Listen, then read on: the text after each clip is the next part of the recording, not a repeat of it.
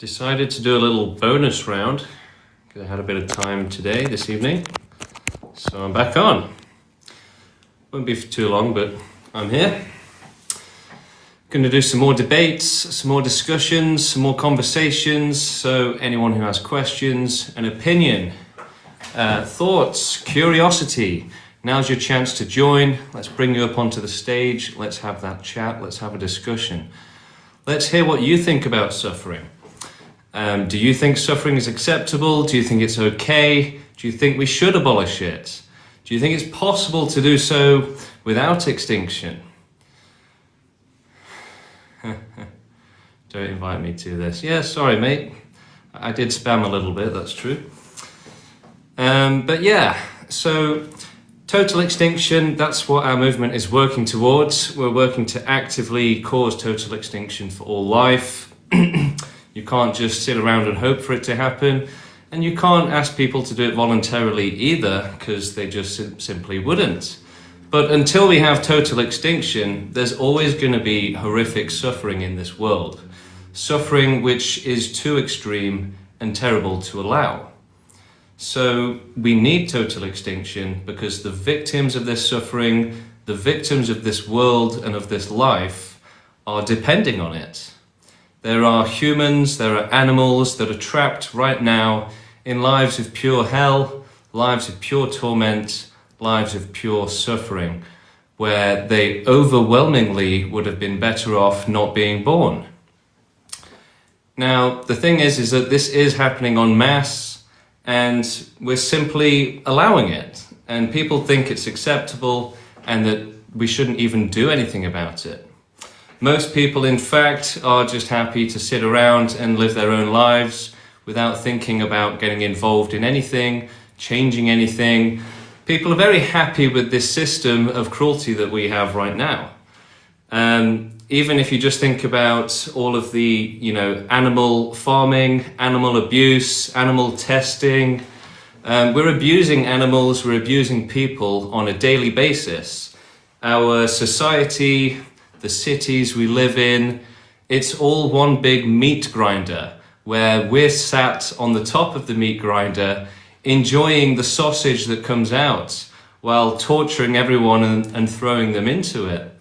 So we live in a horrifically dangerous world, one where only the very lucky actually benefit from being forced to exist here.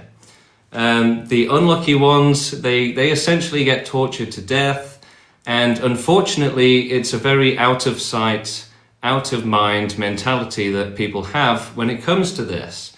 If they see suffering in front of them, they might care about it, but if the suffering is out of sight, then suddenly they don't care at all. So extinctionists like myself, there's a large movement of us. We have universal empathy. That means that we care about all life, and we actually care about it properly, not just in theory or for fun. We actually genuinely care about all life and its best interests, and if it's okay, and if we can help. So most people, they just have a selfish view of, I need to just survive, make my own way in this world. But considering how much suffering is going on and that these victims need our help, it's incredibly selfish and amoral to just sit around and do nothing when we can help and they need our help. So as long as life continues, people are just going to continue to be trapped into lives of pure torment, pure extreme suffering. And the same goes for animals, but even worse. Most animals get killed at an early age in nature in a horrific and gruesome way. Nobody should have to experience that. No animal should have to experience that.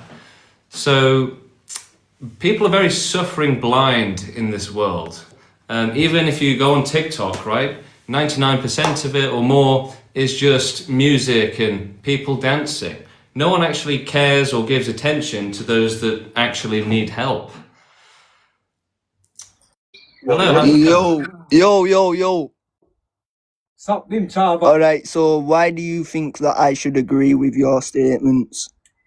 Yeah, I saw a spider and I killed it. Nah, chill, man, don't. I'm a part of the war. Well, to put it simply, we should make sure that no child is ever born into a life of extreme suffering. But bro, I'm here and I've had plenty good stuff going on. No Yeah, but it's not about you. The world doesn't revolve around you. I didn't say that, bro. I know it don't. Right. I'm my own person. But the thing is, we have to stop thinking about ourselves or yourself and start thinking about... Bro, you must be thinking about yourself because you've been yapping on here for ages. Well, yeah, I've been waiting for someone to come up, so I brought you up. He's been waiting. I've only just started screaming.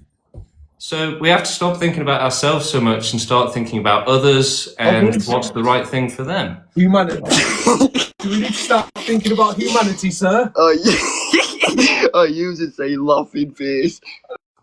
Well, that's kind of the average sort of intelligence you get in this world. And that's why there's so much suffering, because we're just full of crazy people who don't take anything seriously, right? Next person is coming up. Let's bring them on. Hello, how's it going? Hello, it's going good.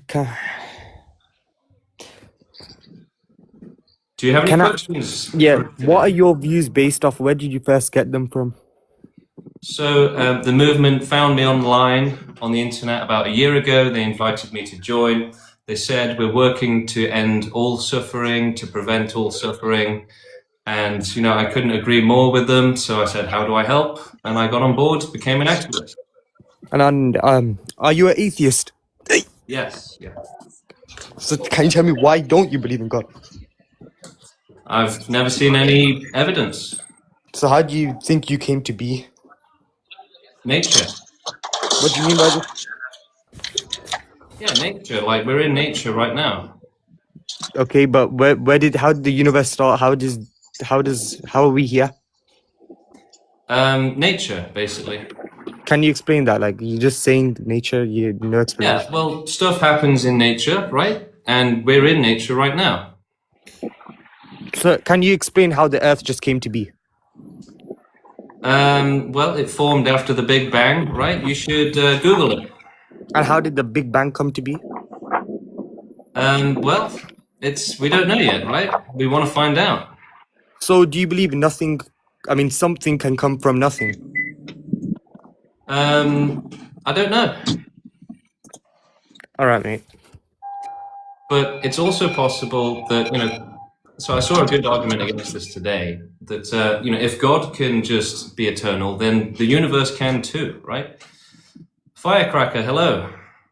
Hello, I've never done a TikTok Live before. Can you hear me? Yeah, loud and clear. Welcome aboard. Beautiful. It's good. I came to the position you're in through personal experiences and thought I was crazy, and then you can go down the rabbit hole of the only sane response is an insane response to existence.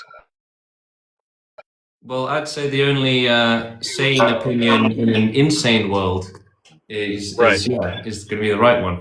But yeah, so people have it very upside down. They think that life and existence is a good thing, but actually it is a bad thing, right? By default, it's a bad thing. And I guess the question there is, how do I reconcile there are things that could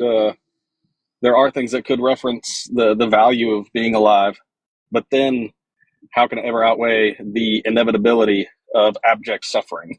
And so I say that whatever put us here is either oblivious to what's happening or is incapable of understanding. And I think the one that gives me the most comfort is it can't stop it.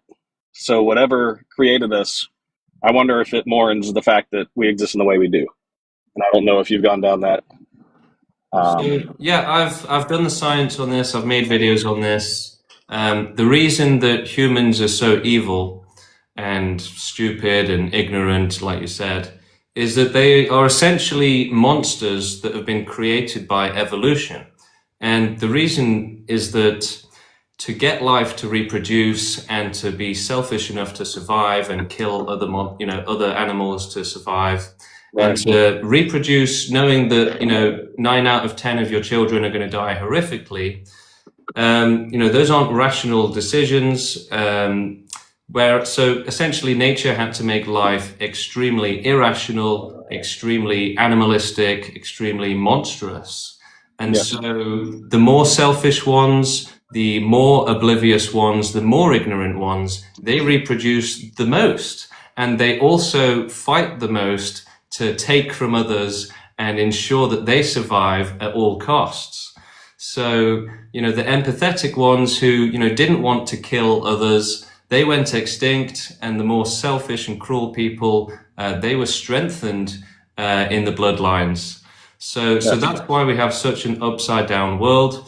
And so we have a few anomalies, very few people who have kind of on the fringe of that, who have mutated to have some empathy, to have been born with empathy. And that's what's lacking in most of these people. And they also have limited empathy, so they only care about their friends, their family, their race, their country. It's always discriminatory. Yes. So that's we're trying to go against all of that and have universal empathy to actually care for life.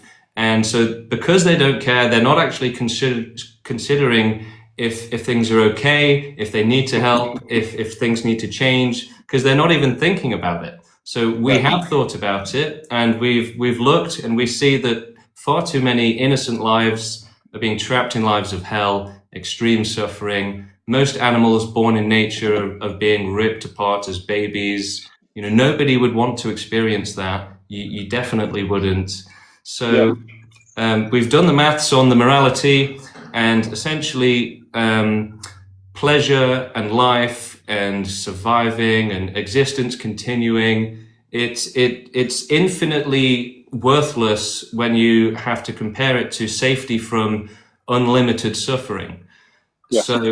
So even one child being safe is worth more than 1 billion people being happy.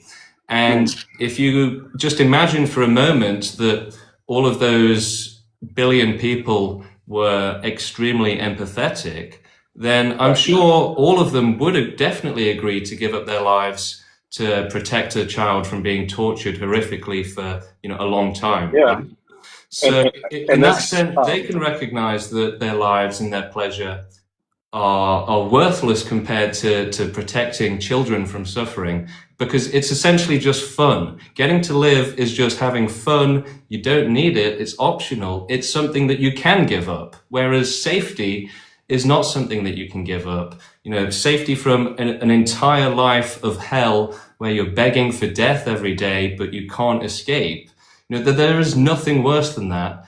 And that's not optional, and people want it to be optional and acceptable even, but it's so horrific and extreme that it's absolutely unacceptable, and it really makes everything else pale in comparison. So we're fighting for the highest and most to provide the most safety possible for the most life possible. So we want to do as much as we can to help as much life as we can. We're not going to stop at humans or some animals. We want to do as much as we can, create a perfect world. And a perfect world means one where we've done as much as we can to provide safety from these nightmares, these horrors. And to all of that, I think of specific examples like the ending of slavery in the United States is a microcosm of this. It eliminated some suffering, but it's still going to prevail in some other way. Those people in my life that say, well, Jesus came to save us. And I think to myself, I would die to end all suffering. So what makes him so special if the suffering continues in this existence? And of course, we rationalize it into various thought processes of, no, it's worth it because of X, Y, Z. And then I start to think about my limited view as just another person in this country in this time period. And that's the struggle now, is not coming across suicidal, because it's not that, but how to, I don't want to invite people to this level of awareness. It's almost like, is it kinder to just let them be? But then that opens up, it all opens up different avenues. And so you have a We consistent have to message in your choose videos. the lesser of two evils, basically. That's Right. what we have to do. So yeah, I mean, the activists that join the movement are usually very happy to be in the movement. A lot of them have gone through suffering or depression, but we find community in being together as a community, a family almost. So, we're all good friends and we all discuss, intelligent things like suffering and how to deal with it. And the thing is that like, all of philosophy throughout history has essentially been worthless because it's had no direct impact on suffering. Now we have essentially got suffering focused ethics, which is far more, philosophy as a whole is just worthless in comparison to that, because this is about actually improving the world instead of just thinking about it for fun, right? So yeah, I wouldn't say that it's a horrible thing to do. Yes, you're probably going to find yourself giving time to the movement, and yeah, you might have some awkward conversations with your family and friends. I have. Like, I went to see some friends recently, and they told me that they had found my channels without telling me, and they'd been watching my videos, and they thought I was completely crazy. So that was a fun conversation, but I get over it, right? And in the pursuit of ending all suffering, we're willing to take anything, to sacrifice ourselves if we have to. So it's not just the discomfort; we're willing to put ourselves through, as much suffering as it takes to help others. Indeed, it's been a pleasure. I have to go. Enjoy. Thank you for coming on. Appreciate your time. Consider joining the movement. Check us out. If you're still there, Firecracker, the Discord and WhatsApp links are on our website at the bottom of the page. All right, moving on. We've got Idepass joining us. Hello. Hey, I just want to say I fully agree with you, and I just wanted to talk about a few points with you. There's somebody in the comments who essentially says, and as an antinatalist myself who goes on these debate lives, and obviously people call us insane, out of touch, so on and so forth, even though they'll agree with us about 99% of the way, they'll be like, yeah, you're right, life is suffering, we're guaranteed suffering, and yes, life's suffering is worse than life's joys. I'm like, okay, with that being the case, what then is the logical conclusion? And I think they honestly do know that the logical conclusion is to not force unconsenting beings into this life. They just are not detached enough from their animalistic part of their brain, which I will say, I do honestly think there are some humans that, like both of us, that are more further evolved than others, where we actually do have true empathy, right? Like most humans think they have empathy, but feeling connected to your immediate family members, for example, is not really a true form of empathy. It's just not. I mean, go ahead. So, the thing, you do know I'm not an antinatalist, though, right? I know I understand that there is a distinction. Yes, you want to. Antinatalism would lead to extinction, right? But you want to do it faster. No, so the problem is that antinatalism is counterproductive to extinction. The thing is, antinatalism, it breeds out the empathetic people and leaves the world to horny sadists who are never going to agree with antinatalism. And so, even in the best case scenario, it would take, tens of thousands of years for humanity to finally give up, but I don't think it ever would, because the thing is, the way evolution and reproduction works is that the ones who don't reproduce get bred out, and the ones who do get bred into the... Correct. I totally agree with you. I guess antinatalism as a philosophy, I guess I'm unaware that would include not necessarily forcing people to partake in it, if that makes sense. Yeah, so I mean... But the thing is as well, is that antinatalism doesn't help animals either. So it's like recognizing that life is bad, but then limiting it. Correct.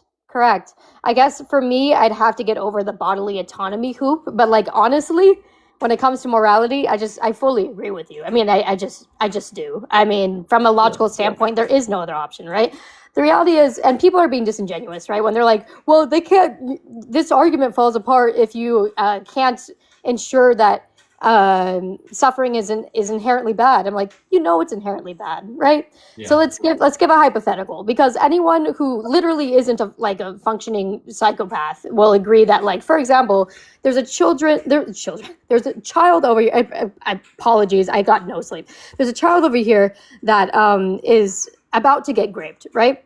Or you could go help the woman be nice and dressed up for her wedding day, right? Yeah. So, I actually give similar examples all the time. And amazingly, every single day I get people coming onto the stream trying to tell me that child abuse actually makes you stronger and that it's a good thing. It's insane. Yes. Yeah. This entire mentality that whatever doesn't kill you makes you stronger is sick. It's not supported by any scientific backing either. I mean, it literally causes wounds to our brain and our psyche and our nervous system permanently. It quite literally does make you weaker. People who were abused as children will never have as stable of a nervous system as someone who never got abused as a child. So they're saying things. I mean, obviously as a cope, right? These people are usually religious. They're usually religious. Yeah. So within the religion, they've been brainwashed from a young age to believe that their suffering is at some points going to lead to something greater, even though we have no reason to believe that. At all. This is literally fairy tale. We both understand that, I'm sure. But yeah, so they speak about this as if it's like, yeah, we could all get raped. You could all starve. And even if we don't go through the worst suffering, right, we're all slowly dying, which is both humiliating, degrading, and feels bad, like physically, right? So even if you find that joy that they say that you need to find, you're not going to even be able to participate in it indefinitely. And whatever knowledge that you gain, you will lose. I mean, genuinely. I mean, because here's the thing. They understand that dying in every way is bad. Like, they're like, well, if they die young, it's a tragedy. If they die middle age, it's a tragedy. If they die when they're old, it's like, well, yeah, they lost all their faculties. I guess that's best case scenario. I'm like, oh, okay. So them slowly dying to the point of being completely humiliated is the best case scenario for a human. And so you're going to make the conscious decision to do that to your child. To me, that is literally sociopathic. How can you bring a child into the world knowing, like unlike other animals, we are unlike other animals, right? Like they will say, like, we are animals, we have the biological instinct. I'm like, we go against our biological instincts all the time. Yeah, and so the thing is about these crazy people is that they can be rational enough to say that 1 + 1 = 2, but nature has warped their brains to where anything that comes, any discussion about or thought about reproduction and life, it just becomes twisted to support reproduction, because that's exactly how evolution works. So in a sense, actually, when you're talking to these people, it's almost like you're talking to Mother Nature itself, right? Because Mother Nature, if we think of Mother Nature as an evil force of nature, that's all it does is cause suffering. But we're effectively talking to the force of nature, reproduction, and its opinions. Correct. And it's actually, I mean, it's terrifying speaking to these people, honestly, because like it's almost like it's like a lizard mind, right? Like you're talking to them and like you can almost be like, okay, let's try to go on with your humanity. Let's go. Then it's like, well, we've always reproduced. We must reproduce. I'm like, actually, the fact that we've done something over and over and over again does not make it a moral good, right? We've been essaying people, schmurdering people, assaulting people, torturing people, neglecting people, bullying people since, humans have existed. Yeah. So I'm like, because we've done that since the beginning of time, are you somehow saying that that's okay? I mean, again, we're having a philosophical discussion, right? I don't really care if biologically we've been wired to do something for years. If we reach a point in our own evolution where we know that by forcing a child, other animals don't understand consent. They don't understand the concept of consent. It's not important to them, right? As human beings, we theoretically do care about this, but somehow no one gives a shit about consent as soon as it has to do with a small child being brought into a world, which, by the way, we don't even have a way for most human beings right now to die with dignity if they want to. which is insane, actually. Yeah. My grandmother passed away from dementia, and it was so horrific that I did kind of wish that she got to go sooner, because Yeah. she just had to. They had to leave her to die, basically. Yeah, same with my grandmother. How is that a good thing? It's not a good thing. It's not a good thing at all. My dad also has, he had a cyst in his brain, and they did surgery. Now he has severe brain damage. I'm like, the man is like 75. He's like older, right? But he could have had more good years. So I'm just saying, I feel like many of the people that have these, suffering isn't that bad. I think they're very young. I think they might have parents who are very young. They haven't really experienced anything that would lead them to understand how far human suffering can go. They're speaking from a place of incredible privilege, generally, and also a place of incredible ignorance, right? I do honestly think that more intelligent individuals come to our conclusion based off of logic, even if they, end up, sorry, I'm trying to think of the word. If they end up doing their biological urge to reproduce, even though they still know it's wrong, right? They still, even some of them, they're like, oh, they did it. They felt their biological clock ticking, and so they did it. But then they're like, yeah, I feel guilty about it. But our movement actually supports human reproduction. And so the founder of the movement, he's donating sperm regularly to try and get the better genetics out there. Because again, antinatalism and veganism, actually, they're both great concepts. I was an antinatalist, I was a vegan before joining the movement and upgrading, basically. So we need to work for a world where both veganism and antinatalism are good things. If you do the science, you do the research on it, at the minute, they both cause more suffering. They're both bad things, actually. So the thing is, we need active solutions. Antinatalism, it's a passive solution, and it discriminates against animals and other life. So, animals suffer worse than humans do. They mostly die as babies getting eaten alive. Humans don't really suffer that, but animals do in far greater numbers. So if we don't do it for them, then they're going to suffer for billions of more years, billions, which is an insane amount of time. Whereas if we continue reproducing for a short amount of time, perhaps a few hundred or thousands of years, then we can carry out total animal extinction, which again, us surviving that long is a drop in the ocean compared to what we'd be preventing. So it's the lesser of two evils, basically. I totally agree with you. And I will say, I've had this conversation with people, and they're like, well, okay, for these particular generations that are still alive, they'll suffer a bit more because, there aren't younger people to essentially take over the workforce. I'm like, yeah, but that's a drop in the bucket. And again, because I'm an actual empathetic human, I'm okay with suffering more for my lifetime if it means that people in the future don't have to suffer infinitely. And I don't understand, if you actually have an empathetic bone in your body, how could you not come to that conclusion, right? Are people so selfish that they will avoid any suffering, even if it's going to take care of hundreds of thousands of who knows, right? Also, we have the climate issue, so who knows how long this earth is going to survive anyways. But with that being the case, right, let's just say that somehow they find a way to, get over the water, lack of fresh water issues and stuff like that, which is not likely because humans are extremely greedy, selfish, and they've shown this again for hundreds of thousands of years. I feel like bashing my head into a wall every time I'm under these comment sections, and they're like, no, don't give up. We can make a better future. Let's say, I feel like I have a very good anecdotal, and I know an anecdotal is just an anecdotal, right? But I feel like it could almost be used as a case study. I grew up in a very affluent area. Everyone had healthcare. Nobody was starving. Nobody was getting schmurdered, so on and so forth, right? So they were wealthy. Their parents were perhaps wealthy enough that they never even had to work a day in their life, right? And this even kind of applies to me. And with that being the case, you know what else my school was known for? It's self-unalive clusters. So all of this stuff that we're trying to, this is why I'm saying, people are like, yeah, you're right. If we just take down the billionaires, if we just stop having kids out of poverty, I'm like, no, actually, those don't solve any of the negative parts of the human condition.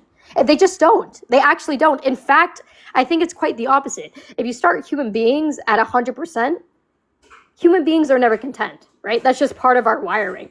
So if you start them at 100%, they'll understand there's nowhere to go. And that also makes it feel like the rest of life is pointless. If you start from the bottom, then you at least have somewhere to work your way up, right? So I'm just saying, like, regardless, the suffering is bad, and it will be, essentially equal for all. Those who are starting in abject circumstances will suffer, and they'll believe that their suffering might be temporary as they try to work towards something else. But even as they work towards something else, they tend to still suffer. Those who start 100% are also suffering. We see this within celebrity culture. We see this we see it everywhere. I don't know why I have to. They're like, well, what's your proof? Yeah. Like, one way that I like to make it easy for people to think about is to just picture a spectrum of suffering, right? So we know there's lots of terrible suffering on the spectrum of all life, right? But, at the very worst end of that spectrum, just logically thinking about it, the bottom end of that spectrum's got to be so horrific that even just that alone is enough, right? So, the very worst life ever lived or being lived right now, goodness help them, basically, right? But, we have to help them with activism. I mean, correct. And here's the thing, right? Like you said, I mean, it's just the joy-suffering dichotomy that a human can experience. It's extremely obvious to everyone. I mean, if they're being honest with themselves, it's extremely obvious to everyone that human suffering will always outweigh human joy. It just does. Again, someone being murdered and dying slowly and dismembered is worse than somebody having a beautiful wedding and giving birth to the child they always wanted. These are not equal. Like, they're not opposite and equal. But what you have to understand is that these aren't coming from nowhere. These are things that you have to start recognizing as forces of reproduction. So, if they're blind to the dangers of life, then that's not by accident. That's evolution at work. So it gives us optimism bias. It makes us blind to the risks and to the dangers. And, we just blindly go on through life. And most people actually live in a bubble, if you think about it, where essentially they never actually come up against any serious danger to themselves in their day-to-day life. So they live in this bubble of actual safety, but that sort of reinforces the comfort that leads to suffering because then they don't see it coming. Right? And then they get cancer the next day, they get hit by a car the next day. But they never thought about that. They never thought about that risk. They never cared about it. But that's because nature has done that to our brains. Because anything that goes against, reproduction, like intelligence, it gets suppressed. Correct. And here's the thing, and this is a big argument that I make when I talk to people that act like, extinction is so crazy, right? Intelligent people are more likely to be quote unquote depressed, right? We don't find depression in the brain. There's literally neuroscientists, there is no chemical imbalance, so on and so forth. So perhaps considering that intelligent people are more likely to be quote unquote depressed, that would lead to the logical conclusion that perhaps intelligent people are seeing reality closer to what it actually is. Right? That's just. I like to think that for some of the intelligent and depressed people, I like to think that part of it is that they live in a stupid world. So they live in a world that doesn't match them. Right? They're basically aliens to this world, and all of their actual needs, their emotional needs, they can't be met because people are on just completely different wavelengths to them. So it makes them lonely. Yeah, no, I mean, for sure. I mean, as I do consider myself to be an intelligent individual, right? And as somebody who looks at a whole bunch of people performing around me, right? Like women performing femininity, changing their faces literally through plastic surgery, makeup, wearing wigs, extensions, so and so, just to perform a part for the people around them in hopes that perhaps they might get treated better or loved better. You know what I mean? It's like I see the insanity. I see, men torturing themselves in the fucking gym like 5 days a week, basically having eating disorders, and just it's like it's everywhere, right? People absolutely performing for everyone else, being completely disconnected to how stupid it all is. I really wish people would think critically about the human condition at all, because I cannot help but fucking roll my eyes when people are like, but sunsets, what about ice cream sundae? I mean, I'm actually, you can't be serious, right? Like, that genuinely feels like a toddler level of cognition. Yeah, Like, exactly. like, life not so bad. I like pie. Like, I genuinely, are we adults? Are we able to talk about this with actually acknowledging the realities of Yeah, so like Go ahead. basically the entire planet is full of the same, type of human, right? That has this brain damage, essentially, brain defects. Because like that's literally what it is. I'm not, saying that as an insult. It is essentially brain damage from evolution. And I made a video about how you can think of it as a story, almost as humans sort of becoming animals, being animals, and then growing out of it, right? We have to grow out of this animalistic nature and mature out of it, but we're still sort of at the cusp where we're only just starting to do that. And so the vast majority of the planet is still under the thumb of nature, basically. But again, a few of us starting to wake up out of it now. For me, I would say that the real most important point was the formation of the movement that says we're actually going to do something about this. Because throughout history, you've had Arthur Schopenhauer, you've had Gary and Mendham, you've had ethelists, antinatalists, but they've never actually proposed a solution or to take action to actually end all suffering. So our movement, I would say it's a pretty big turning point, that the first time that humanity said, okay, let's end suffering for everyone, right? Because again, antinatalism is just for humans.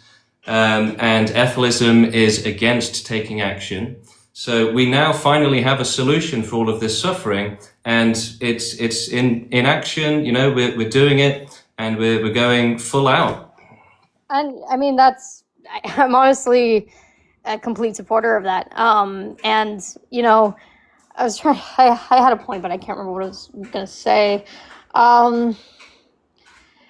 Yeah, when it comes to like the sort of animalistic instinct, I think that most humans understand that there are many animalistic instincts that we should not succumb to, right? For example, humans are designed, if there's food available, you're supposed to eat, because throughout most of our evolution, we had to essentially eat what was there, and having any extra reserves was for the best. Like, it's in very recent human history where it's like, oh, we actually have to start rejecting food, right? Yeah. It's like, it's actually like, in order to even be in like the healthy weight range for human beings, you actually have to feel very hungry for a lot of the time. Like, it's actually just like you have to deal with the feeling of hunger, even though food is right in front of you, right? So I'm like, this is just yet another way in which people are like torturing people, right? It's like, no, actually, you should have that very strong discomfort of your stomach hurting, the hunger cues sometimes, because or else you're going to be at a higher weight than is best for your heart, your joints, whatever the case may be, right? And Christians are obviously very deluded, and they're like, humans are perfectly designed. No, we're not. We have a set of baby teeth that, fall out way too early. And then we're supposed to have these sets of adult teeth that last us all our lives. And obviously that doesn't happen for the vast majority of human beings. And our bodies don't even care to try to stop us from breaking down. It's, it's just, they're just like, well, yeah, good enough. Like, what people need to understand is that evolution is survival of the good enough, not the best, not the perfect. None of that. It's the survival of the good enough. We have enough going for us that we can continue surviving. That does not make continued survival a moral good. And they never seem to be able to actually have a true counter argument to that. Is whenever I try to talk to them about that, they just don't have one. So their minds are too limited, and you can't actually help them with that. It is due to the genetics, right? It's down to their brains that, in a way, their brains are too small, right, or too limited, and there's nothing they can do about it, unfortunately. Yeah, I mean that seems to be my conclusion as well. I'm just say a couple more points, then I'll probably get off. But yeah, obviously as a woman too, I have like a unique experience with mothers, right? Because mothers ultimately, like, while men do contribute. I know this is kind of a different conversation than you're having, right? Because you come to the extinction conclusion as opposed to the antinatalist one, right? But when it comes to like, so men, obviously contribute to more lives coming into the world. But like for the most part, we most can of us still condemn the mentality. We can still condemn the mentality. Right, yes. So it's like, then suddenly I'm anti-feminist, suddenly I'm anti-woman. The reality is, no, girl. The reality is that you are the gatekeeper to whether or not a future human is going to go through human rights violations. I mean, genuinely, it seems like there's nothing more cruel. For when I hear stories about rape, about schmurder, about just bullying, losing family way too early, stuff like that. When I hear stuff like that, I'm like, none of this would have happened if you didn't subject your child. Even when children get cancer, right? I'm like, how fucking cruel was it of you to gamble with their lives, and now they're like 8 years old and they have cancer, right? I'm like. And then parents act like it was something that was completely out of their control, right? Like if their child gets kidnapped, I'm like, when I was a very young child, I remember being like, well, that's a problem of your own making. Yeah, I mean, your poor child, right? But you literally created the problem. They're like, oh, now I have to stress about my kids. Now I need to have to protect my children. You know what the best way to protect your children is? Don't fucking make them. Don't make them. I mean, again, you have to be so fucking egotistical. Be like, well, I'm going to make this child, if they're a girl, they're likely to be SA'd by the time they're 20. Because they're human, they're going to die slowly. And not only are they going to die slowly, they're going to be aware of the fact they're going to die slowly from a very young age, right? I mean, this is what also separates us from other beings. That's like one of my biggest points, right? I feel like even if you have perfect conditions, right? Because some people think suffering is only things like getting, burned alive or like, very strong illness, but no, existential suffering. Like the existential suffering is going to exist for anyone whose IQ is, over 100. I mean, genuinely. I mean, if you have the capacity for thought, and your brain, is firing neurons, you'll understand that you're going to experience some level of existential suffering. We are aware of our own demise in a way that no other beings are.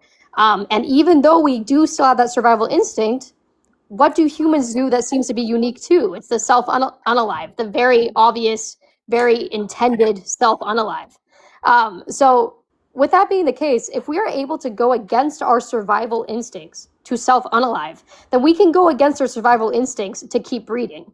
Like we can, and we can, and we should, right? Like it is actually the highest moral good. It is the only moral imperative. It's like you can try. I would disagree with that. I would say that there is a higher moral imperative than simply not having kids. It's to ensure safety from suffering for all. That's definitely a much higher goal. That's what we're working towards. And I would condemn antinatalists for just saying, I don't have to change anything. I just simply don't do one little thing and that's it. I'm golden.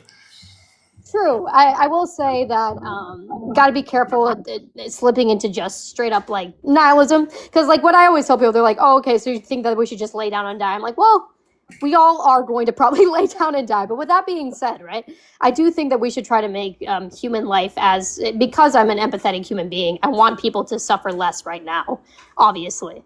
But, with that's finite suffering as opposed to like infinite suffering. But yes, because I'm an infinite human being, it's not like, okay, well, all I have to do is not give birth, but, I can go around murdering people, so on and so forth. And this is actually a great counter argument to what they say too, right? When obviously they'll troll us. I'm sure they troll you the same way. They're like, why don't you start with yourself, right? It's like, someone just said in the chat a second ago.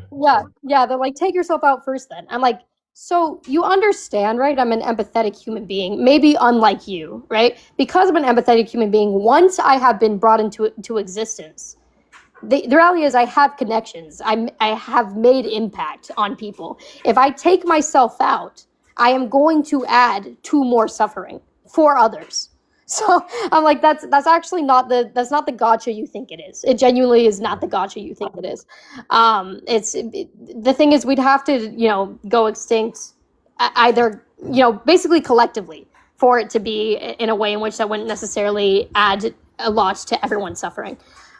So with that being the case, right? I mean, obviously they're very corny. I don't think that people not actively being violent towards themselves is somehow a sign that, their joy outweighs their suffering. That's a very elementary way of thinking. Obviously, people go their entire lives feeling generally unhappy. I mean, and they'll admit to it most of the time. Like if they're like an adult, if they're past the age of like 21, for example, I feel like they would be like, yeah, I understand that most of the time I either feel melancholic, which is natural, genuinely natural, or worse, I either feel melancholic or sad, and then I have like some fleeting joys, and that is like the average human experience. With that being the case, I don't think that anyone genuinely believes that joy outweighs suffering. I just think that if they were to accept our premise, it would be too much for their brains to handle. They would essentially short circuit. They would essentially short circuit. People rely heavily on religion just so that this part of their brain they can soothe, right? It's like, I don't need to think about my existential dread. I'm like, that alone is evidence to me that humans are not happy, right? I think it's 2/3 of human beings are religious. And with that being the case, right? I mean, at least 2/3, perhaps my statistics are wrong, but most of these religions rely on getting rewarded in a life that is not this one. So even Christians, right? I don't understand how they can justify reproducing, because you are also gambling again within a child's soul, right? Even from a Christian standpoint, I'm like, so you're possibly going to breed and then send a child to eternal damnation, and you think that's a higher moral good? And even within the Christian framework, it doesn't make any sense. Like it doesn't make any sense whether you are agnostic, atheist, Christian. Even reincarnation, it's like, okay, so what if they do bad in this life and then they have to pay for it and they have to pay for it and they have to pay for it? Literally every view of the afterlife does not justify bringing new people into the world. And people literally act like it's, whatever, we all do it. We're all going to do it at some point. That's what we've done for millennia. I would say that just shows you the extent of the control that nature has over people's brains, like the level of damage, essentially, that they've got in their brains. It's really serious. Like it's massive, actually. It's a genetic thing. That's how we have to understand it. Because if we're going to understand anything in the world, we need to understand why it's really happening. So it's because of evolution. It's because of reproduction. You have to have monstrous people if they're going to reproduce. So that's what we've got, basically. Yeah, and that's why antinatalism doesn't really work, as you said, because obviously those who are most monstrous are going to have children, and they're going to have the most children, right? And we've seen this too when it comes to IQ, that women with lower IQ, for example, tend to have significantly more children and at a younger age. There's a reason for this, right? Having children is not the intelligent conclusion. Have you seen the film Idiocracy? I have not, but yeah, I'm interested in it just from the title. But yeah, I mean, again, it's a fucking breath of fresh air, right? Like, I understand that our views seem so extreme to people that they like the amount of comments that you get that are like, he's trolling, which if you are, you're doing an amazing job, by the way, but like, I'm not trolling. But no, I'm being very serious. But with that being the case, right? I understand it goes against all of the brainwashing. It goes against the prince and princess, mommy and daddy, what people seem to think is the ultimate goal, the ultimate higher good, goes against all of that. So then obviously you have these people telling me, oh, it's you're just sick in the head. And I'm like, I actually think it's quite the opposite. I don't understand how you don't see how I'm leaning towards logic and reason as opposed to using an emotional platitude like life is beautiful to keep going. I mean, I see them as like slave owners trying to defend slavery, basically. Yeah, no, I mean, that's actually, that's it. No, it genuinely is it. I mean, it's that bad. I mean, it genuinely is that bad. I don't, I feel like I am walking in a world full of NPCs Absolutely. where I genuinely feel like these are pod people. They have hive mind, and I'm like, they're robotic. Like, I mean, it's genuinely like they actually can't help but say the exact same things. I mean, I'm sure these people have never even. This is such an unpopular philosophy as of right now, right? Like, obviously the numbers are growing, but like it's still in comparison to every other form of philosophy, I'd say it's still extremely unpopular. But somehow they all do the same things, right? They're like, oh, if it's so bad, take yourself out. Oh, that's what we've been doing for millennia. Oh, that's what, and they're saying that we are somehow propagandizing. No, because when people are saying reproduce, are they like, you should reproduce because for any reason other than a completely empty platitude, like life is beautiful, which every single time I try to have them qualify, right? Like, okay, life is beautiful, make an argument for that. They're like, well, movie. I'm like, okay, yes, you're right. Movie is very, very good, and it definitely outweighs, starvation and murder. You could almost say that if you ask the right questions, then it will really reveal some serious irrationality. Yeah, I mean, it is extremely rational, right?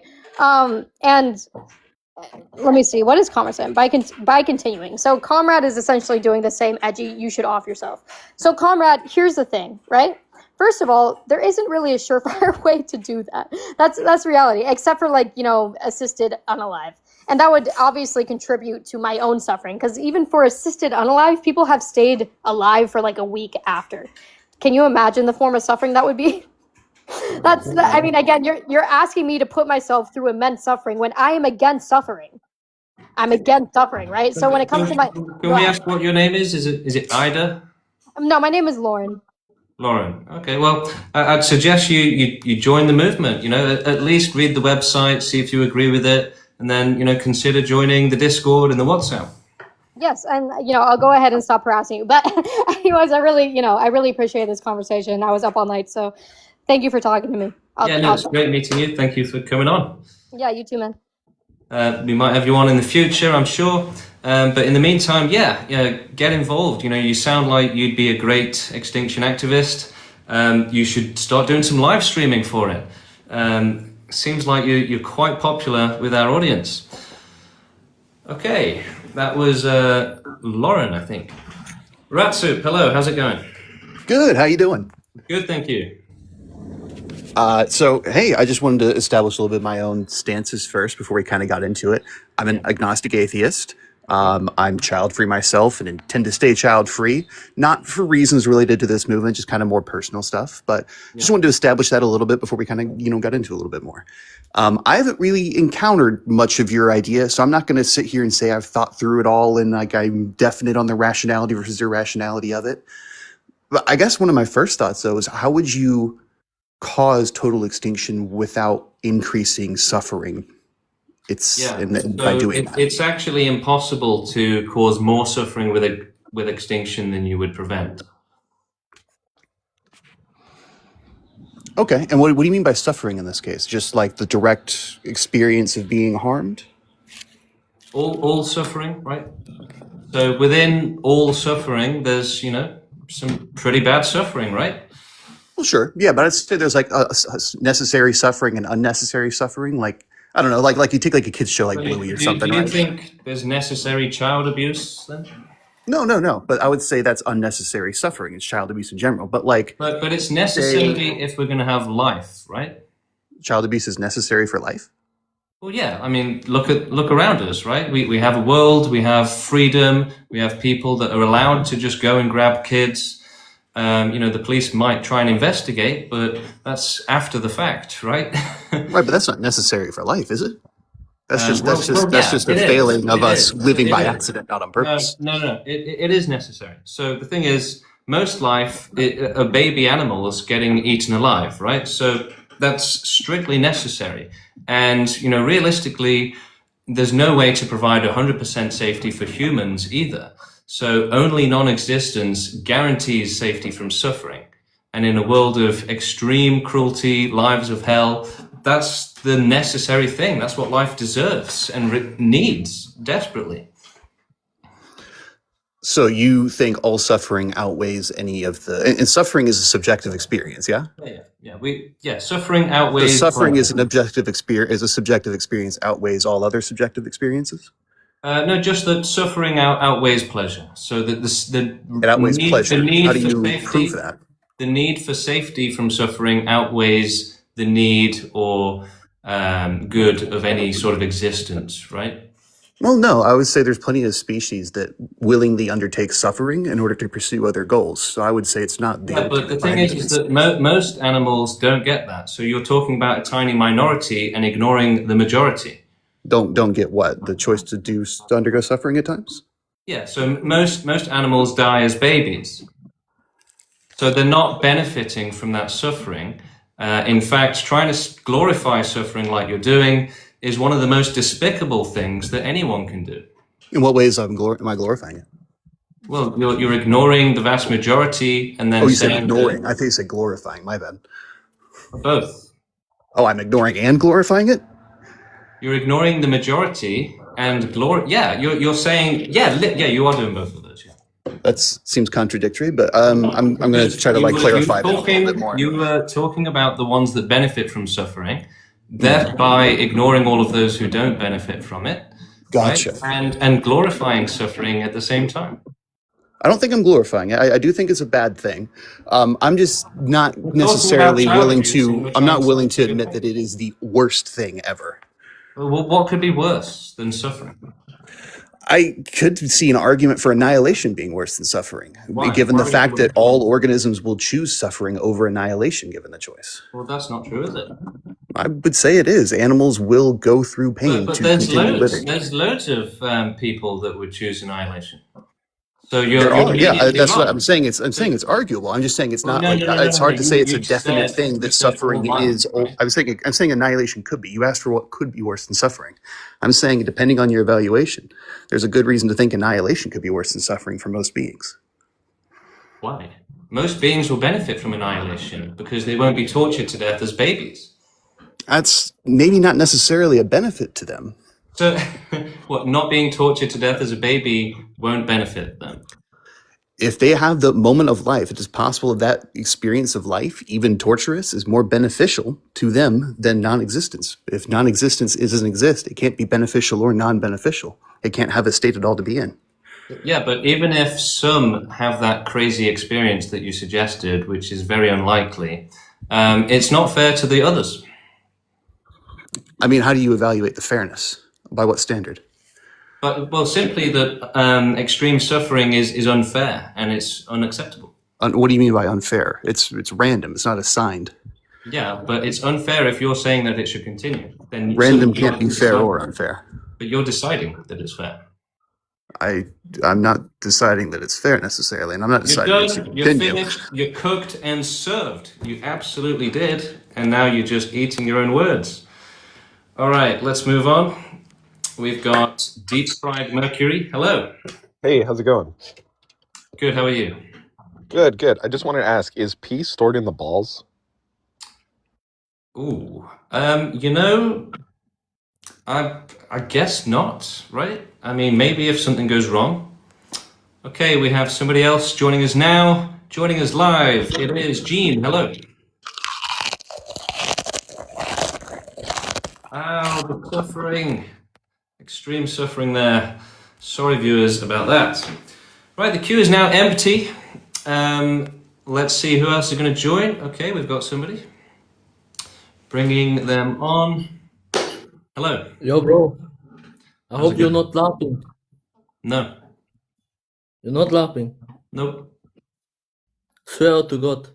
I swear to God. Okay, ciao. Yeah, we should end all suffering, and only total extinction will do that. It's not a joke. People, obviously people hear total extinction and they say, you must be joking, right? But the end of all suffering and the prevention of all suffering, it's no joke, right? And the kind of suffering we're talking about is no joke. Sorry, my lighting is a joke today. But, we're talking about child abuse, we're talking about children being eaten alive. It's no joke. It's absolutely no joke, all right? So our movement's never going to go away. We're never going to stop advocating for and doing activism for prevention of children being tortured to death, okay? That's what it's about. It's about providing safety for children, and people are here to disagree with that idea. Can you believe it? All right, the queue is still empty. We've got 50 people in the stream, so there definitely must be enough people. Someone should join. Let's bring you onto the stage. Let's hear your questions, your opinions, your thoughts, your feelings. Do you agree that all children should be safe from a life of extreme suffering at all costs? See, that's the difference. Most people would say yes, but not at all costs. So they don't prioritize safety for children. We do. So unless you prioritize safety for children, then you're not going to really care about doing it. You're not actually going to do it. The children won't be safe and they will suffer. These are not hypothetical children that we're talking about. These are real animals, real babies, real humans, trapped in lives of hell and misery. We've all met people that are depressed. We've all seen cruelty. We've all seen extreme suffering, things that we wouldn't want to experience. That's happening en masse, right? How many animals are being tortured by sadists right now? Far too many. Hello, how's it going? Hey, how you doing? Good, thank you. Yeah, I came up because I've been watching you for some time, and I heard you say that the best way to resolve this whole issue is to eventually wipe out all life, right? Yeah. But the thing is, how are you going to do that when you can't eliminate the quantum fields? Are you having an episode right now? Are the quantum fields in the room with us? No, the thing is that everything that makes reality real, like an atom, an electron, like all these, the reason why an electron is what it is because of the quantum field. So if you wipe out all life, eventually these electrons will come back again because you can't wipe out the quantum field. So it's futile what you're doing. We might as well just find a solution how to make suffering less instead So let of. me ask you a question. If there's 2 children and I can only help one, would you say it's futile to help that one child? So your argument immediately falls Oh, you didn't let me apart, dude. answer. You didn't let me answer. Immediately falls apart. It doesn't make any sense. But you didn't let me answer. May I Was the answer? answer yes, it's futile to help that one child? No, it's not. What do you mean? It isn't. You have to help everybody if You're you done, can. you're finished, you're cooked and served. All right, moving on. Okay. I don't have a next dish to serve yet. Oh wait, hang on, I do. Okay, the next dish is about to be served. Get your knives and forks ready. Hello. How you doing? Good, thank you. Yeah, so in 2.5 billion years, all life on Earth will be gone. So it's gonna happen. Yeah, what's your point? My point is that it will happen, and in 5 billion years, the Earth will not exist. So it's gonna be as if this never even existed. So does that mean that it's okay to abuse children? No, I'm just saying. Okay, so it's not okay to abuse children, even though the sun's your wish is going to come true. So it's not okay to abuse children, even though we're all going to go extinct eventually. Wow! I'm glad we could come to such an incredibly difficult conclusion for you, extremely obvious conclusion for other people. Yeah, let's not wait to end child abuse. Let's do it now. People like that, they come on and say, allow the child abuse, millions of years from now, it won't matter anyway. So, that's the kind of thing a criminal would say, and we should condemn that person. And, basically people come up here sort of supporting suffering and cruelty. We shouldn't allow it. We shouldn't accept it. Shouldn't condone it. All right, again, the queue is empty if anybody wants to come up. I'm probably going to make this the last one. So if you want to join the stage, ask some questions, talk about activism. Do you want to join the movement? Have you been considering joining and just not sure how to help? Well, now you can come and ask. You can say, you know, James, I want to join. I want to help. How do I help? Let's have that conversation. Okay, maybe I'm being a bit hopeful, but either way, yeah, queue's empty. Slap that button now. Request to join. I'll bring you onto the stage and let's have a chat, a debate, discussion. In the meantime, let's answer questions from the chat. Why do you believe victims of crime deserve death? That's a great question. Everyone always asks that, you know, are you really going to euthanize the victims? The thing is, if your problem is with suffering and people being made victims of, then extinction is your best friend because it prevents that from happening, right? That's going to keep happening for billions of years unless we stop it. If your problem is killing and death and murder, extinction is your friend. If your problem is any form of suffering or cruelty, extinction is your best friend. And extinction isn't something that's going to be painful. It provides, so we prefer euthanasia over sterilization because it provides immediate safety from suffering and it gives them safety from a horrible life and a horrible death that they would have otherwise had. So yeah, extinction is good for life in every single way. It provides safety, safety from things that you need to be safe from, which is like being trapped in the life of hell, extreme suffering, begging for death. Nobody should have to go through that, and the majority of life are babies that are going through that need our help. So here we are trying to help these babies that, again, like the majority of them are babies dying in nature. So it's not exaggerating. You know, people say, oh, it's an emotional appeal. I'm just being accurate. Here we are trying to help these babies be safe, and people are trying to argue against that.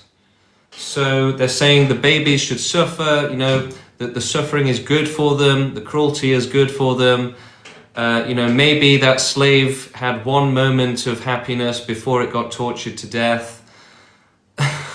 Like the sort of apologism for oppression and extreme cruelty, it couldn't get worse than this, really, could it? Just imagine these people as slave owners saying, oh, come on, the slaves aren't that bad off, you know, let's just reduce the slavery, we don't have to end it. You know, some of the slaves are happy, some of them are happy that they're no longer in Africa. Is this the exact same kind of, you know, rubbish that you would have heard back then 100, 200 years ago from, you know, activists talking to the slave owners? Yeah, they'd be saying, no, the slavery should continue. The suffering should continue. It's unacceptable. So once again, I'm reminding you the queue is empty. There's nobody to join just yet.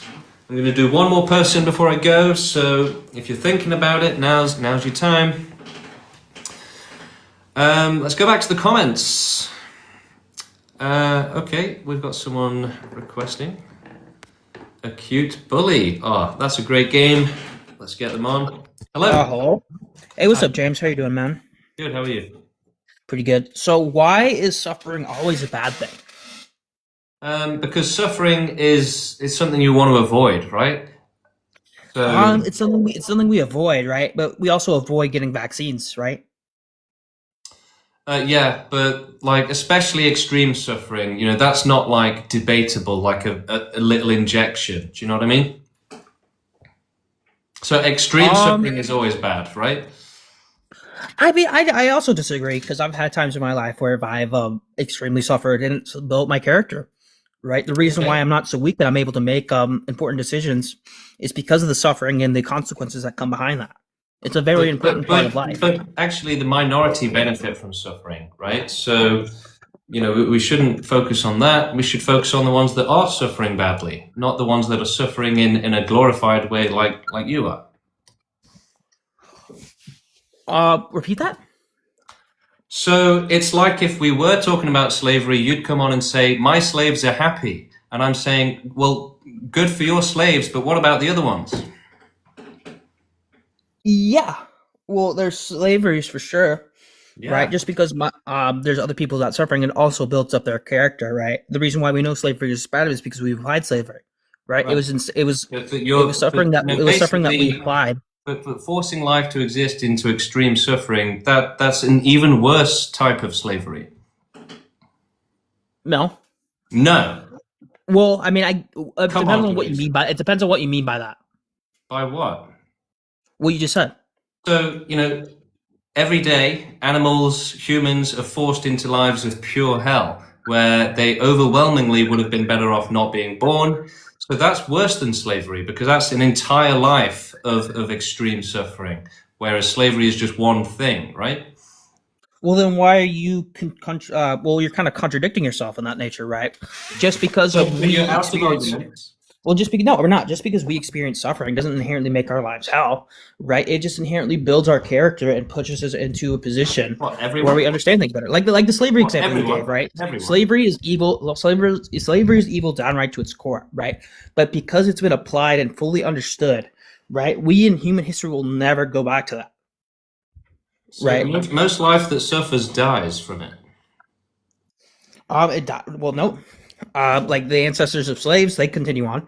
Yeah, but most life born into this world will suffer and die within a few days. So there's no benefiting that. You're referring to insects? Like that's primarily just insects that live for like a few days. But it applies to some humans as well. Humans live up to a few days? Lots of humans die, on the first day, the second day. But most animals and animal life, wildlife, will die within a couple of days, yeah. Okay. So then why do animals continue on fighting if they believe it to be suffering and hell?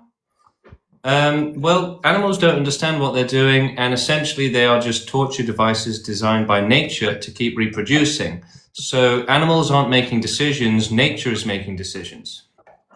Well, no. Nature in its natural sense, right? When animals kind of have severed limbs, for example, right? They'll often choose not to reproduce, right? Animals can understand suffering and cruelty and not wanting these things to happen to their predecessors to some extent. But don't you think that no baby should be tortured to death?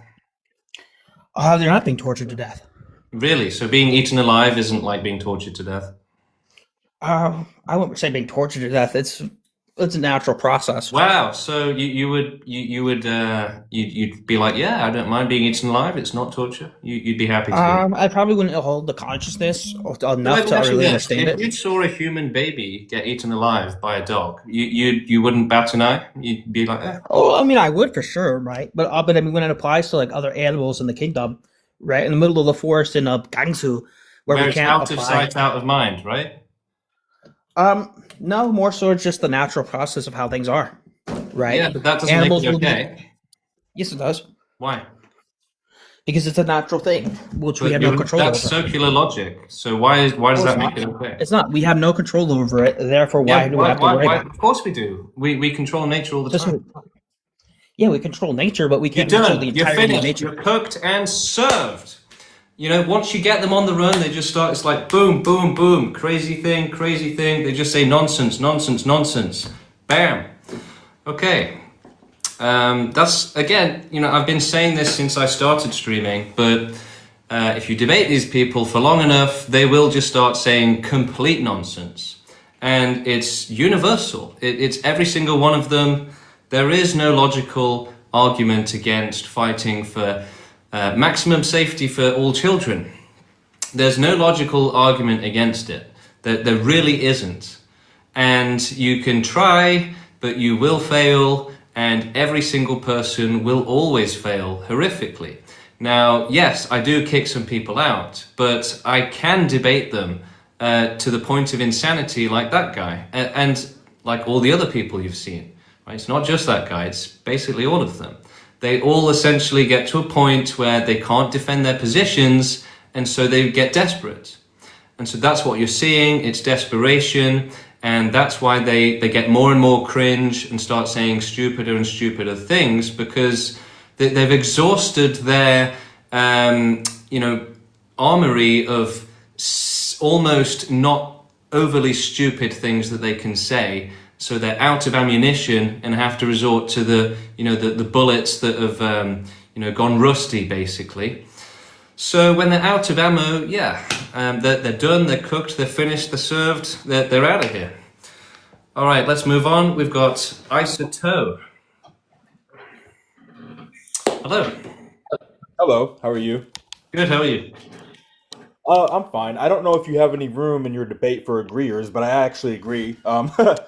I think it would be, I don't want to say rational because everybody has a different opinion on what's rational to them and what's logical to them. But I do believe your point of ending all life or causing total extinction um, would be an answer. I don't necessarily know if it would be the best answer, but it's definitely an answer. Would you say that that's what you're saying essentially?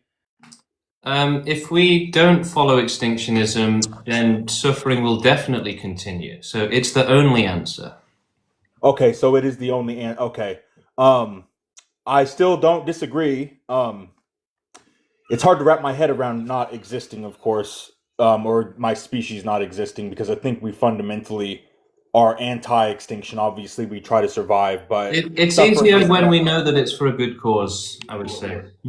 yeah, yeah, I think if tomorrow we all woke up at the same time and hey, we have one day left to basically be as terrible or as good as we want, that would probably be the most peaceful outcome versus a war that half the population wants and half, it's almost pointless, really. So I just wanted to pop in and tell you that I do agree. I needed some clarification as to what you meant, but I think I understand now. So Yeah, well, consider joining the movement, consider reading our website, lots of information about us. There's a clickable link to the website on my profile. You don't even have to type it in. So thank you for joining us. And yeah, join our Discord, join our WhatsApp. The links are at the bottom of our website. And join the movement, become an activist. I didn't start this movement. There's many of us in this movement. And actually, I've just released a video. You can check it out on my profile, showing dozens of activists doing activism for extinction. Not just random people, but people that are specifically in our organization. So, it depends on organization. We need people to be part of the same organization. If it was just random people doing it, that's not going to go anywhere. So we have a solid plan. And that is organized activism. And that makes us more powerful, much more powerful than just individuals. So yeah, join the movement, join the organization fighting to end all suffering. What better thing could you possibly do with your time? We can help you do activism, we can train you up, teach you. You don't even have to put your face on camera. There's lots of ways that you can get involved and contribute to the movement. Okay, let's see if we've got anyone else. All right, Jihadin. Let's bring them on.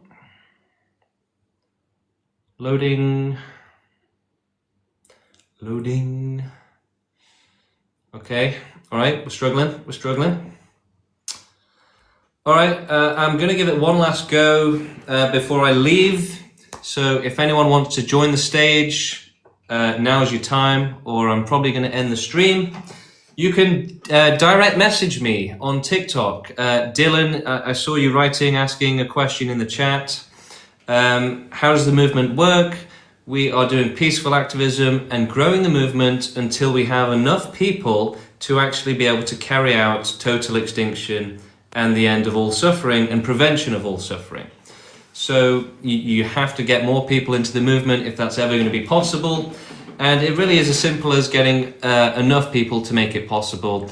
Now, generally, we're all making videos and getting asking people to join the movement. So, I get someone to join, they get more people to join, and so on. If I can get 10 people, then those people can each go and get 10 themselves, and so on and so on.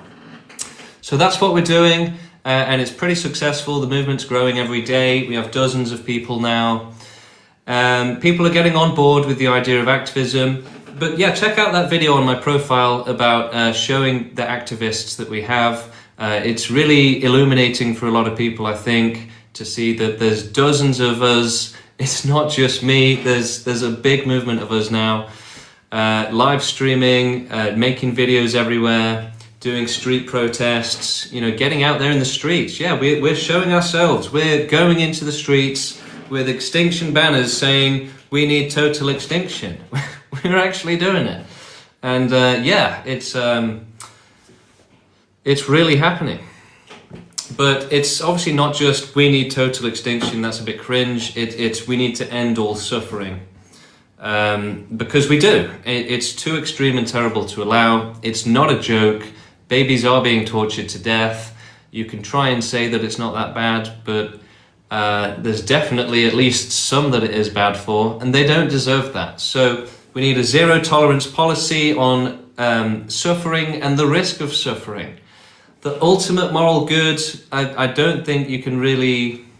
I mean, I'm sure you probably could go higher than this, but basically, you know, virtually the ultimate moral good is to provide as much safety for as much life as possible, or to do the best thing that we can do, right? I mean, I guess you could say the ultimate moral good would be to do the most moral thing that we can do, right? That's a scary question for people. But I guess they would probably say, no, I don't have to do the most moral thing in order to be moral. But, you know, that's just really trying to escape from morality. So people are always trying to minimize and downplay morality, say it's subjective, right? As if helping a child is a subjective choice when it's right in front of you. You know, it's obviously the right thing. You know, they say it's subjective whether or not it's right or wrong to help children that are being tortured. So it's obvious, right? So is morality objective? Well, it might as well be, right? Because we can say that child abuse is a bad thing. Like, it's as close to objectively bad as it needs to be, right? So sometimes people ask me, like, you know, we don't have objective morality or objective truth, so where do your truths come from? You know, how can you say that suffering is bad? But, you know, we don't need objective reality. We don't need objective truths. So what does it mean to have an objective truth, to understand, you know, something objectively? Well, in this sort of context, it means to have like an insane level of certainty around it, right? So we don't need an insane level of certainty or objective truth to know that children being tortured to death is a bad thing, right? So we can rely on that common sense, that obvious logic. You know, a baby screaming while it's being eaten alive. Yeah, I'm happy to say that's a bad thing, and you can put me on tape saying it. So join the movement, help us fight to defend these children, to defend these babies from being forced into torture devices and strapped into them and tortured horrifically. This is happening in the trillions every single day. Over 99% of animals born into the wild will be ripped apart as babies.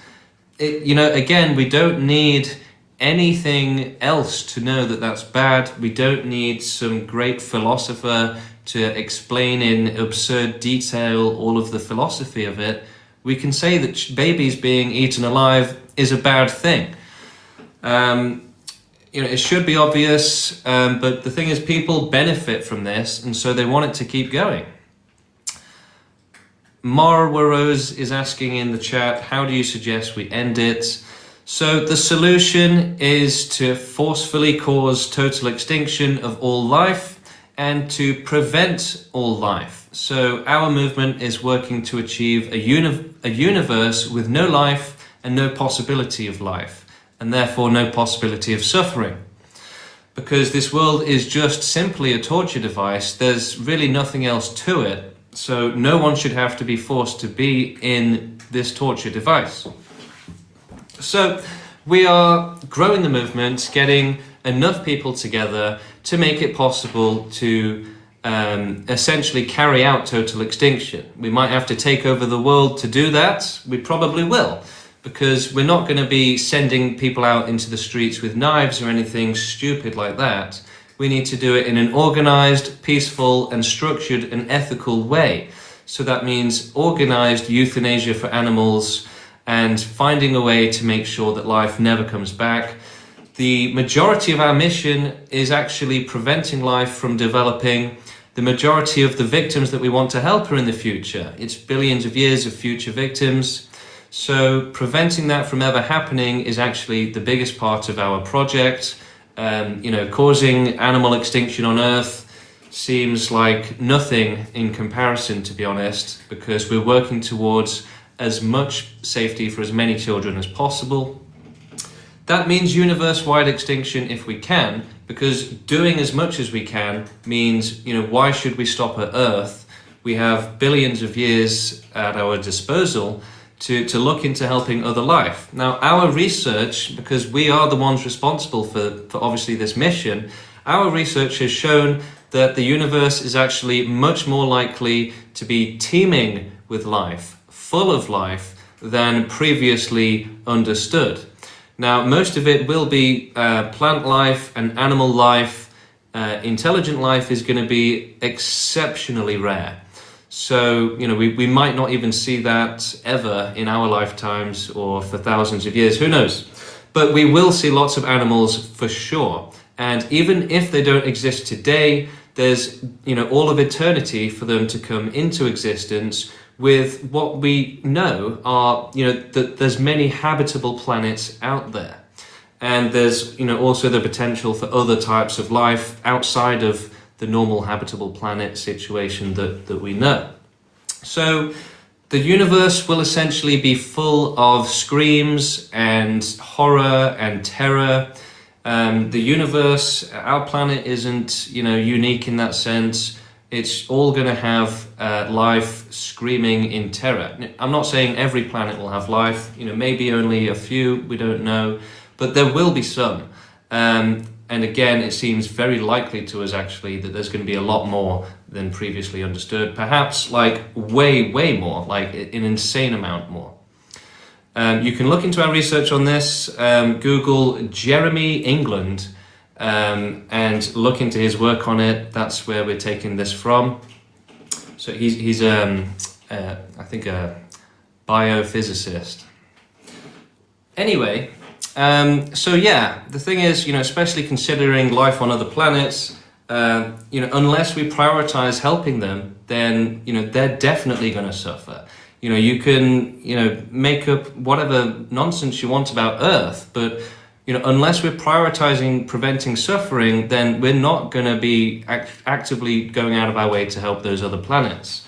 So, they're never going to, benefit from some, civilization that we're doing. They're just never going to receive help. We're never going to go to those planets unless we're actively trying to do it. Out of compassion and morality.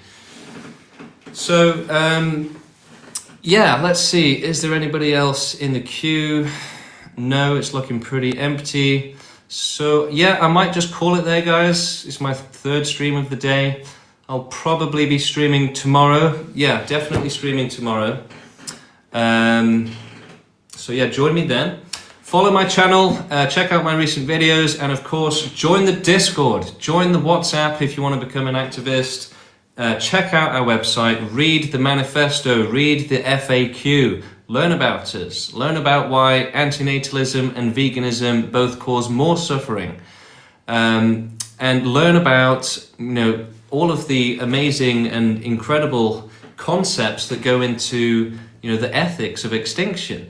It really is fascinating stuff. It's worth the read, even if you're not planning on becoming an activist. Check out the website. But if you want to join the conversation, then join the Discord. The Discord is like our public server. The WhatsApp is more for people that really want to do activism specifically. So yeah, join the conversation, get on board, and yeah, consider doing activism with us. It's not that hard. Making videos and spreading the message, dozens of us are now doing it. I didn't start this. Someone, an activist, was doing the exact same thing I'm talking about, and they found me a year ago. So that's what I'm doing now, finding other people to help us find even more people. So that is the solution. That no one else has this solution, right? Ethilists don't have that solution. We have the solution now. We have a solid plan of action, a solid roadmap. So it's not going to be just inviting people to join the movement. That's going to be the easiest thing for most people to do. But, we do a lot more than that. We have to develop the ethics, we have to develop strategy, we have to do research. We're doing research on the physics, on the biology, on the genetics, the evolutionary aspects of it. We're doing way more than just simply making videos on TikTok. This is just our outreach, our messaging. We're doing, research, we're doing strategizing. We're, doing meetings with the entire movement and the activists and, working out what the way forward is on certain things. Eventually, once we get bigger and more powerful as an organization, which is what we're working towards, we'll be able to start taking more serious actions and working on bigger projects, basically. Now, I'm not saying that's going to involve any harm. It's going to be purely peaceful and lawful activism. That's all we need to do. We don't need to resort to violence or terrorism. That's for unintelligent people, really. We're smart enough to do much better than that. So join us. We really are the best movement. We have zero discrimination. We're literally for everyone, for all. We're not going to leave any child behind, whereas other people would. So, every last child that we can help be safe from suffering, that's what we're going to do. And that's what we should do. That's what you should do with us. We have to do it. We have to fight for them. Just because it's out of sight doesn't mean it should be out of mind. There are children screaming in agony right now, being tortured to death. They're not going to benefit from it. They can't benefit from it. They die. Okay? And it's just going to keep happening. More and more children are just going to be tortured.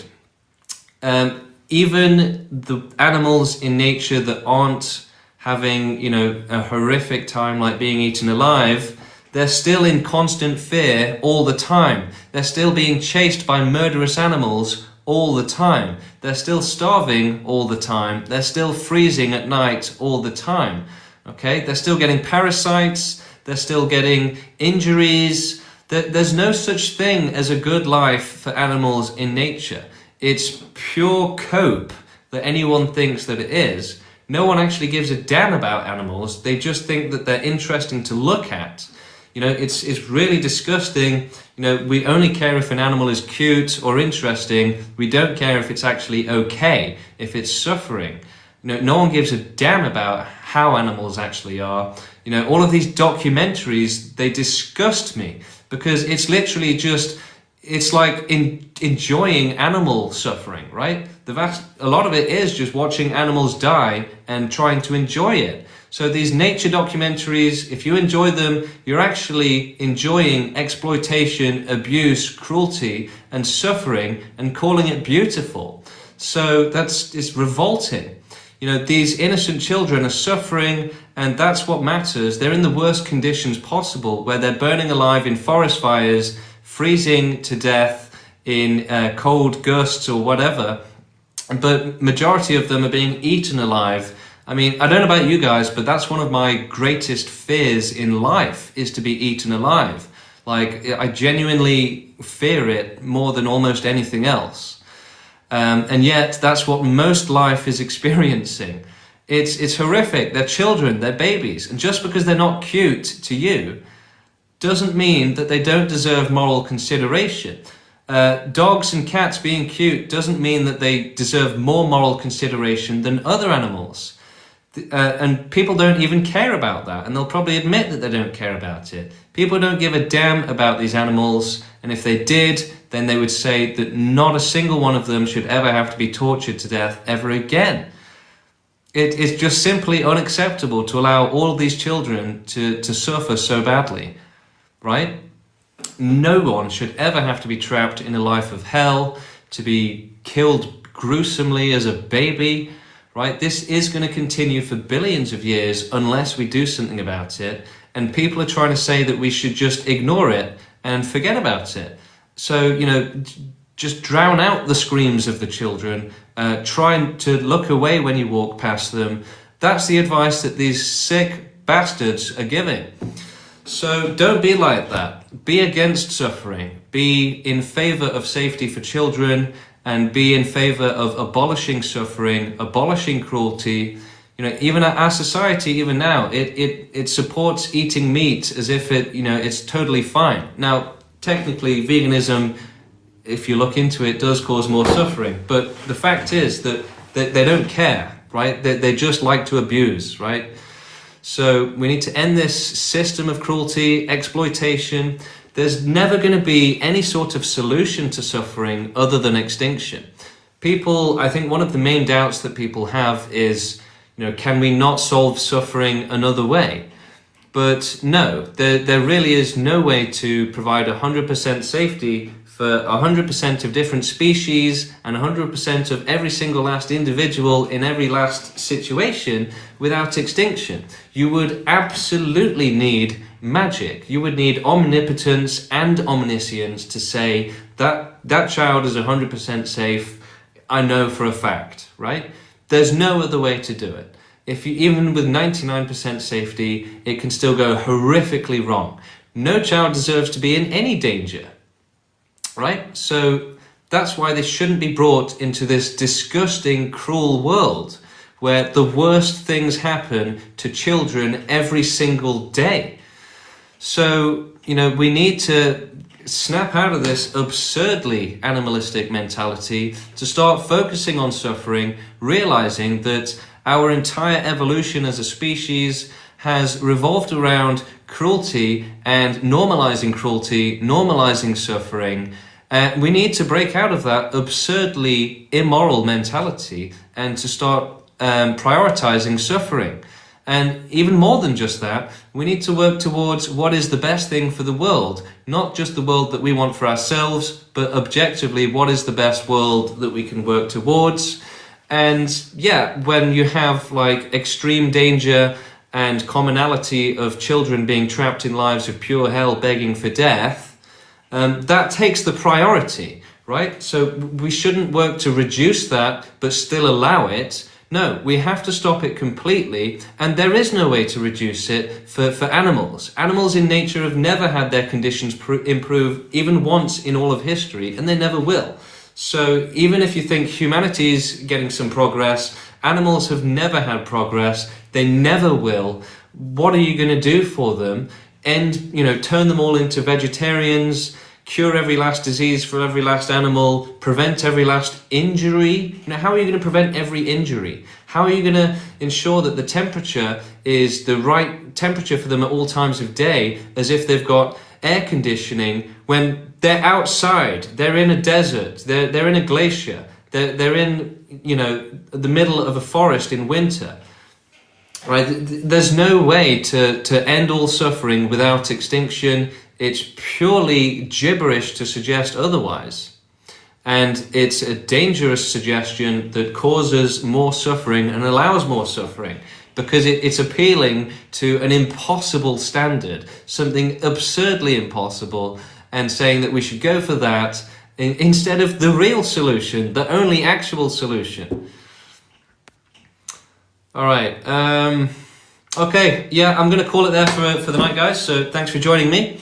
As always, check out our website. At the bottom is the link to our Discord and WhatsApp. Consider joining. Do I share my views with my friends? Yes, and it goes very badly. Okay, thanks guys, and we'll see you tomorrow.